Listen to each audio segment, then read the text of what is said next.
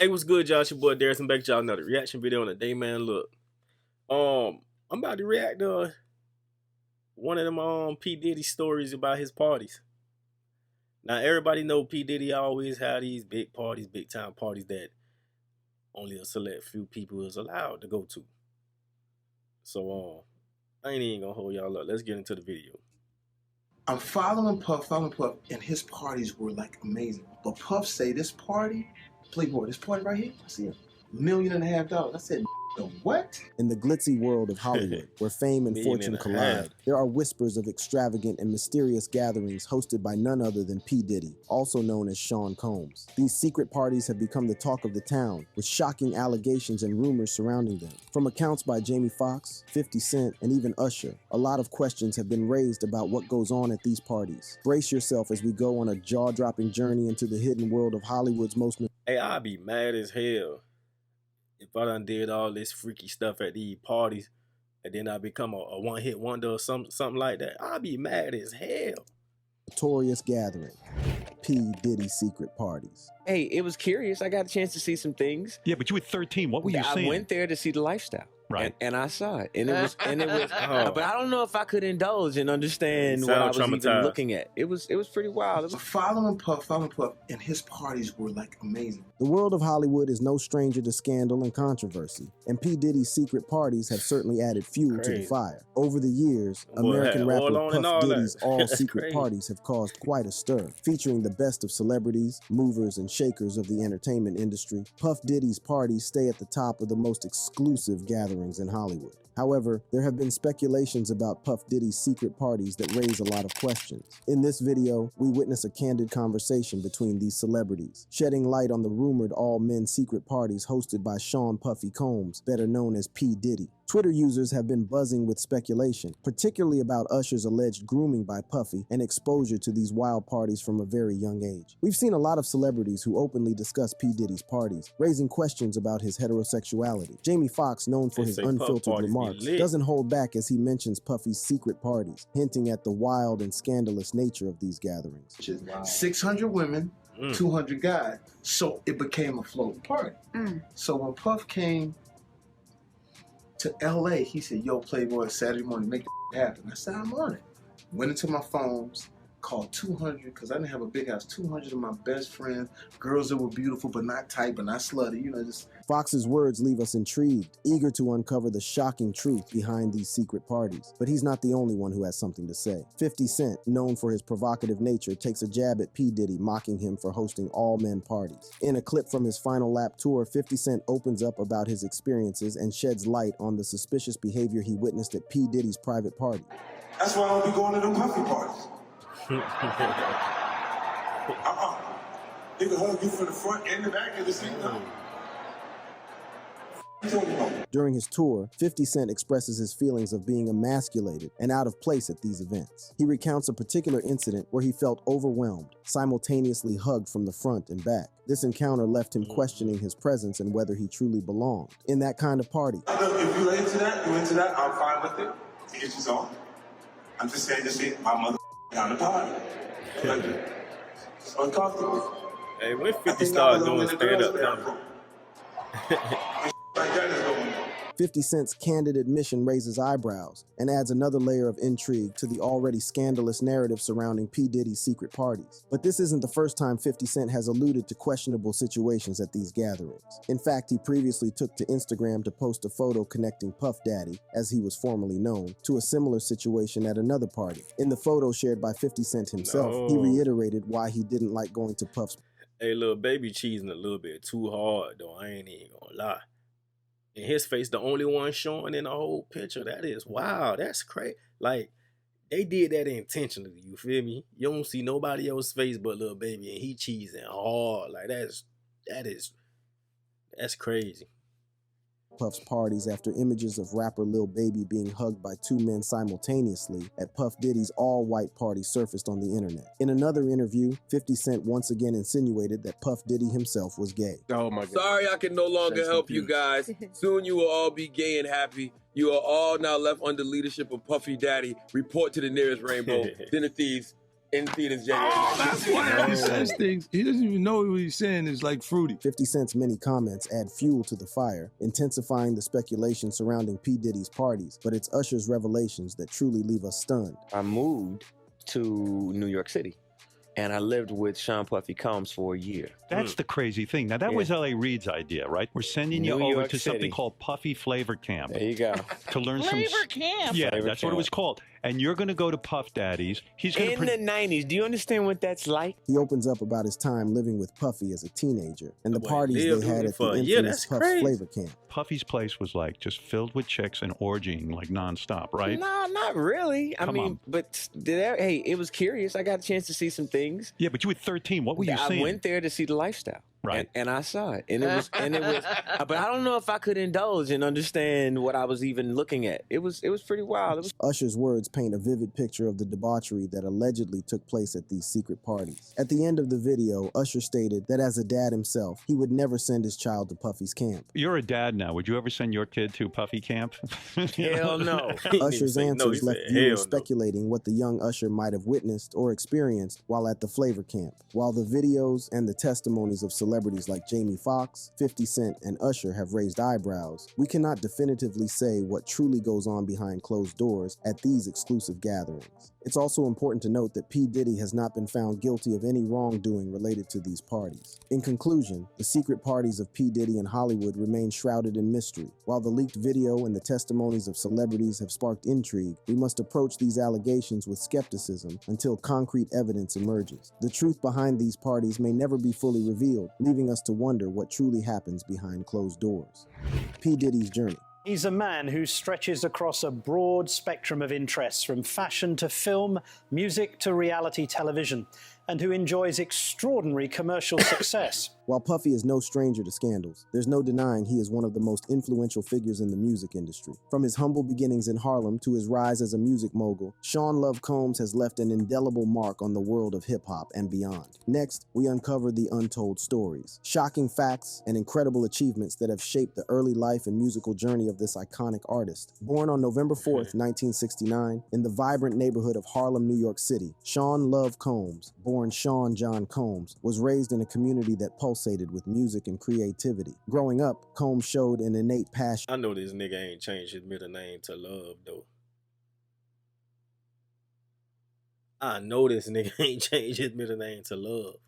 For music and entertainment. He attended the prestigious Mount St. Michael Academy, where he not only excelled academically, but also showcased his talents as a performer. It was during these formative years that Combs' love for music began to take shape. As a teenager, Combs found himself drawn to the thriving music scene of New York City. He immersed himself in the sounds of hip-hop, R&B, and soul, which would later influence his own musical style. Combs' upbringing in Harlem provided him with a unique perspective and an understanding of the struggles and triumphs of the community. After completing his high school education, Combs took a significant step towards his musical aspirations by enrolling at Howard University in Washington, D.C. While studying business administration, he continued to nurture his passion for music, honing his skills as a performer and gaining valuable insights into the industry. During his time at Howard University, Combs began to make a name for himself as a party promoter. He organized events that attracted a diverse crowd, bringing in renowned DJs and creating an electric atmosphere. These early experiences allowed Combs to develop a keen understanding of the music industry and the power of creating unforgettable moments. However, Combs decided to drop out of Howard University after his sophomore year and return to his roots in New York City. It was here that he would embark on a journey that would forever change the landscape of the music industry. Combs secured a job as an intern at Uptown Records in 1990, a prominent record label at the time, where he quickly rose through the ranks and became an A&R executive. Combs' time at Uptown Records proved to be a pivotal period in his career. Working alongside talented artists such as Jodeci and Mary J. Blige, he showcased his exceptional talent for spotting...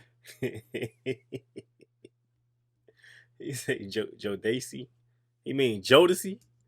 Artists such as Jodeci and Mary J. Blige, he showcased his exceptional talent for spotting raw potential and nurturing artists to reach their full potential. It was during this time that Combs' vision for his own record label began to take shape. In 1993, Combs took a leap of faith and founded his own record label, Bad Boy Records. This bold move would forever alter the course of his life and the music industry as a whole. With a unique blend of hip-hop and R&B, Combs introduced a new sound that captivated audiences and propelled Bad Boy Records to to unprecedented success. With an unparalleled talent for producing and cultivating artists, Combs quickly assembled a roster of incredible talent under the Bad Boy Records banner. One of his earliest signings was the iconic rapper, the Notorious B.I.G., whose debut album, Ready to Die, became an instant classic. The collaboration between Combs and the Notorious B.I.G. would prove to be a game changer, propelling both artists to new heights of success until the latter's shooting death. Combs' production skills and innovative approach to music caught the attention of the industry, and soon he found himself in high demand. He worked with renowned artists such as Mary J. Blige, Usher, and Faith Evans, helping to shape their careers and elevate their music to new levels. Combs' unique blend of hip-hop and R&B became synonymous with the Bad Boy Records sound, captivating audiences worldwide. The best thing about making it big is making a lot of people happy. That's why I don't understand it when I hear artists say, something's too commercial, it reaches too wide of an audience. I always thought that's why you made music, to make a whole bunch of people happy. So I'm proud to be a pop star. In 1997, Combs released his own debut album, No Way Out, under the name Puff Daddy. The album was a massive success, reaching #1 on the Billboard 200 chart and being certified 7 times platinum. It featured hit singles such as I'll Be Missing You, a heartfelt tribute to his late friend, the Notorious B.I.G., which topped the charts and became an anthem of the era. Biggie just wasn't an artist to me, he was my friend, he was one of my best friends. Combs' success extended beyond the music charts. He ventured into acting, making appearances in films such as Monsters Ball and Get Him to the Greek. His charismatic presence and natural talent translated seamlessly onto the big screen, further solidifying his status as a multi-talented entertainer. One of Combs' most notable contributions to the industry is his involvement in the reality TV show Making the Band. The show provided aspiring artists with a platform to showcase their talents and compete for a chance to be signed to Bad Boy Records. Through Making the Band, Combs not only discovered new talent, but also gave viewers a behind-the-scenes look at the music industry, inspiring a new generation of artists and music enthusiasts. In addition to his music and fashion ventures, Combs also made a name for himself in the business world. He partnered with the Ciroc vodka brand, turning it into a massive success and solidifying his position as a savvy entrepreneur. Combs' business acumen and ability to spot lucrative opportunities allowed him to build an empire that extended far beyond the realm of music. Combs' success has not only brought him fame and fortune, but has also allowed him to give back to his community and make a difference in the lives of others. Combs has always been passionate about using his platform to uplift those in need. In 1995, he founded Daddy's House Social Programs, a nonprofit organization dedicated to providing educational opportunities and support to inner-city youth. Through this initiative, Combs has helped countless young individuals realize their potential and pursue their dreams. In addition to his work with Daddy's House, Combs has been actively involved in various charitable causes. He has donated to organizations supporting Hurricane Katrina relief efforts, as well as initiatives focused on education, healthcare, and social justice. Combs' philanthropy extends beyond financial contributions, as he has also used his influence to raise awareness and advocate for positive change. Combs' impact on the music industry cannot be overstated. His innovative production techniques and unique blend of hip-hop and R&B have influenced countless artists and shaped the sound of contemporary music. He has served as a mentor and collaborator to emerging talents, nurturing their careers and helping them reach new heights of success. Yeah, I ain't gonna lie. Yeah, he did all that though, but like the title say, like the secret parties of P. Diddy in Hollywood. That's what I was. That's what I want to see. You feel me? In conclusion, Sean Combs' early life, musical career, philanthropy, and impact have left an indelible mark on the world. From his humble beginnings to his status as a global icon, Combs' story is one of passion, talent, and resilience. As we reflect on his journey, we are reminded of the power of music, the importance of giving back, and the ability to create lasting change. More scandals, trailing P. Diddy. Despite his immense success and seemingly glowing career, Sean Puffy Combs seems like a magnet for scandals. Aside from speculations about his secret parties, he also faces a fair share of other controversies along the way that have threatened to tarnish his reputation. From sexual assault allegations to physical assault and even murder, there's almost no end to these scandals. First, Puff Diddy has been associated with one of the most infamous and controversial murder cases in the history of hip-hop, the deaths of Tupac Shakur and the Notorious B.I.G. But do you have any idea who killed him? No. No idea? No idea. Do you know who was responsible for the killing of Tupac Shakur? No, I don't. But you still feel the loss of your friends? Yeah, of course. I feel the loss of my friend. To understand the speculations surrounding Puff Diddy's alleged involvement, we need to go back to the 1990s, a time when the East Coast-West Coast rap rivalry was at its peak. Tupac Shakur, a rising star from the West Coast, and the notorious B.I.G., representing the East Coast, were at the center of this feud. On September 7, 1996, Tupac Shakur was shot multiple times in a drive-by shooting in Las Vegas. He was taken to the hospital but succumbed to his injuries 6 days later. The murder sent shockwaves through the music industry and sparked a wave of conspiracy theories. One theory that emerged was that Puff Diddy, along with his record label Bad Boy Entertainment, had a motive to have Tupac killed. The alleged motive stemmed from the belief that Tupac blamed Puff Diddy and the notorious B.I.G. for his previous shooting in 1994, which he survived. Tupac believed that they had prior knowledge of the attack and failed to warn him. This fueled the animosity between the two camps and added fuel to the fire of the East Coast-West Coast rivalry. Just 6 months after Tupac's death, on March 9, 1997, Biggie, also known as Biggie Smalls, was fatally shot in Los Angeles. The murder of Biggie, who was considered one of the greatest rappers of his time, further intensified the speculation surrounding Puff Diddy's involvement. The similarities between the two murders raised eyebrows. Both Tupac and Biggie were shot in drive-by shootings, and the cases remained unsolved, leaving room for speculation and conspiracy theories. Many believe that the murders were connected and part of a larger conspiracy within the music industry. One of the key pieces of evidence that fueled the speculations was the alleged involvement of Puff Diddy's former bodyguard, Gene Deal. Deal claimed that the shooting of the notorious B.I.G. was not a random act but a premeditated murder. He stated that the car was waiting for Biggie all night, suggesting that it was a planned hit. Deal's claims added another... Hey, what's the old boy motive though? Like, you was his bodyguard or whatever, security guard, whatever y'all want to call him, all these years now. Because I've been seeing lately a lot of people, security guard and stuff like that, they coming out now spilling the beans. So I wonder what their motive be for real. Another layer of intrigue to the already complex case. He expressed his frustration with the portrayal of Biggie's death in documentaries and interviews, stating that the stories being told are not truthful and that people are believing them. According to Deal, the pain of that night still haunts him, and he believes that it will continue until he is taken away by God. Aside from these murder allegations, P. Diddy has also been linked to physical assault scandals. In April 1999, Combs was embroiled in an assault case after he was charged with assaulting Steve Stout of Interscope Records. At the time, Stout was the manager for Nas. P. Diddy and Nas had filmed a video earlier that year for the song Hate Me Now. According to reports, Diddy was concerned that the video, which had featured a scene of Nas and Diddy being crucified, was blasphemous. He then asked for his scenes on the cross to be pulled, but the video aired unedited on MTV on April 15th. Following this, it was said that Diddy visited Stout's offices and injured him. Another incident also occurred on December 28, 1999. Diddy, alongside his then-girlfriend, the multi-talented Jennifer Lopez, were at Midtown's Club New York celebrating Diddy's protege, Shine, aka Jamal Barrow's soon-to-be-released album. As the couple were leaving, Diddy, carrying a bottle of champagne, accidentally jostled one of the club's patrons, knocking the patron's drink out of his hand.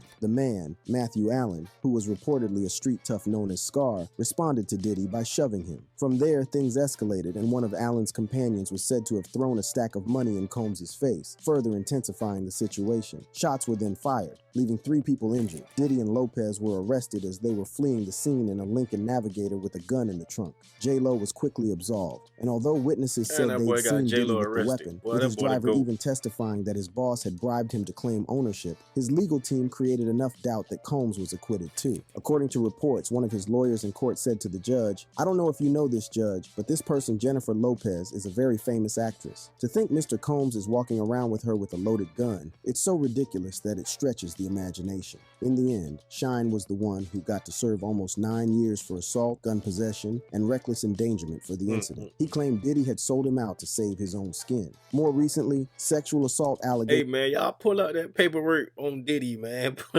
Hey, 1090J, where you at, my boy? Pull up the paperwork on Diddy.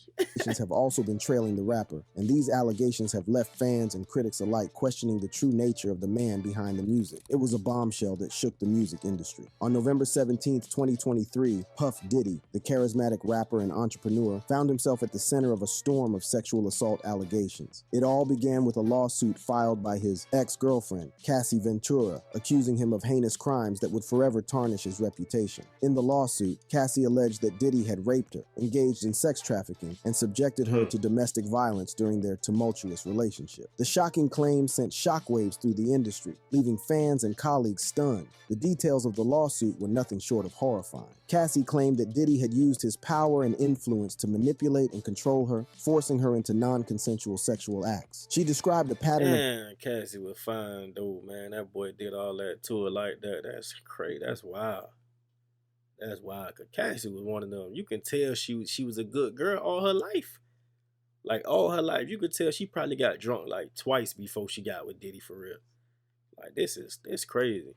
Pattern of abuse that had left her traumatized and scarred. As news of the lawsuit broke, the media frenzy surrounding Diddy reached a fever pitch. Tabloids and news outlets were quick to jump on the story, amplifying the shocking allegations and fueling public outrage. The court of public opinion was divided, with some staunchly defending Diddy, while others believed Cassie's claims. Diddy, however, wasted no time in vehemently denying the allegations. In a statement released through his legal team, he called the claims offensive and outrageous, asserting his innocence and vowing to fight to clear his name. The lawsuit sent shockwaves through Diddy's inner circle as well, but just as quickly as the lawsuit had emerged, it was resolved. The details of the settlement were kept confidential, leaving the public in the dark about the outcome. Speculation ran rampant, with some believing that Diddy had paid a hefty sum to make the lawsuit disappear because he was indeed guilty. The resolution of the lawsuit, however, did not mark the end of the story. In fact, it was only the beginning. Just when it seemed like the storm surrounding Puff Diddy couldn't get any worse, more women stepped forward with shocking allegations of their own. The first to come forward was Joy Dickerson Neal, a woman who claimed that Diddy had drugged and raped her back in 1991. Joy's story sent shockwaves through the...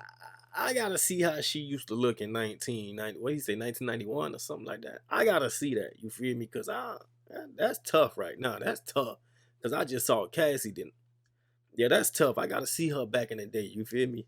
Industry once again. She detailed a harrowing encounter with the rapper, describing how he had lured her into a vulnerable state and then violated her in the most horrific way imaginable. Her allegations painted a disturbing picture of a man who had abused his power and preyed on unsuspecting victims. Diddy wasted no time in denying Joy's claims. He dismissed them as a money grab, suggesting that she was simply seeking financial gain by tarnishing his name. According to a spokesperson for the rapper, this last-minute lawsuit is an example of how a well-intentioned law can be turned on its head. Miss Dickerson's 32-year-old story is made up and not credible. Mr. Combs never assaulted her, and she implicates companies that did not exist. This is purely a money grab and nothing more. As the media frenzy surrounding Joy's allegations reached a fever pitch, another bombshell dropped. On November 23, 2023, an unnamed Jane Doe filed a lawsuit claiming that Diddy, along with singer-songwriter Aaron Hall, had taken turns raping her and a friend over 30 years ago. The allegations painted a picture of a depraved and predatory duo, using their fame and influence to commit heinous acts. Diddy's spokesperson was quick to respond, calling Jane Doe's claims fabricated and nothing more than a money grab. The denials continued to pour in, but the weight of the allegations was impossible to ignore. The public was left grappling with the disturbing possibility that their beloved icon was capable of such atrocities. The impact of these additional allegations was far-reaching. Diddy's reputation was in tatters, and the music industry was left reeling. The once untouchable star now found himself at the center of a maelstrom of controversy, with fans and colleagues alike questioning whether they had been blind to his true nature all along. In the wake of these shocking revelations, Diddy made a decision that would have lasting consequences. He temporarily stepped aside as chairman of the TV network Revolt. The network stated that this decision was temporary and aimed to ensure their focus on creating meaningful content for the Black community. But the allegations continued to mount. On December 6, 2023, a fourth woman came forward, accusing Diddy and former Bad Boy Entertainment president Harve Pierre of sex trafficking and gang rape when she was just 17 years old. Once again, Diddy vehemently denied these allegations, stating that he did not engage in any of the acts being alleged. The world watched in disbelief as the allegations against Diddy continued to pile up. The once beloved icon was now a pariah, his name forever linked to the darkest corners of the human experience. But amidst the chaos and controversy, one question remained. What would be the ultimate outcome of these shocking allegations? In the face of mounting allegations and public scrutiny, Puff Diddy refused to back down. He spoke out, vowing to fight for his name, his family, and the truth. The world watched as the once untouchable icon embarked on a battle to salvage his reputation and reclaim his place in the music industry. Diddy took to social media, addressing the allegations head-on. He maintained his innocence, vehemently denying each and every claim made against him. In a series of impassioned posts, he declared that he would not be silenced, that he would fight to clear his name and expose what he believed to be a malicious campaign Stand on against business, him. my Enough boy. is enough, Diddy started. For the last couple of weeks, I have sat silently and watched people try to assassinate my character, destroy my reputation and my legacy. Sickening allegations have been made against me by individuals looking for a quick payday. Let me be absolutely clear. I did not do any of the awful things being alleged. I will fight for my name, my family, and for the truth. Still, the road to redemption would not be an easy one. The allegations had taken a toll on Diddy's career, with sponsors and business partners distancing themselves from it. The music industry, once his playground, now seemed like a hostile battleground. As we come to the end of this video, we are undoubtedly left with more questions than answers. Are P. Diddy's secret parties in Hollywood truly as scandalous as they seem? What really goes on behind his closed doors? And most importantly, who really is Sean Puffy Combs? For more thought... Hey man, that's the end of the video. Look, if y'all stuck it out through the video this long, man, y'all are real OGs. Let me say that first and foremost. But I don't know, every time they mention rape, that shit just make my skin crawl. You feel me? Like, I feel like if Diddy did any of this stuff, then he deserved a rot. You know what I'm saying? Simple. He deserved a rot like the rest of them. But I find it kind of ironic. Diddy was just pushing peace, and he just won damn, I forgot what award that was on the BET Awards.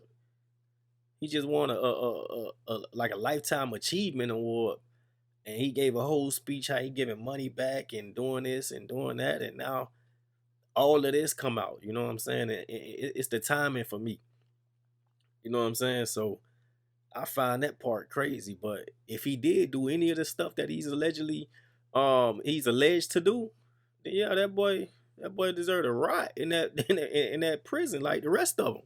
But yeah, stay in another video. Get in the comment box. Let me know what y'all want to see next. Like, comment, subscribe, and I'm out. Pull up on the scene with the whole team.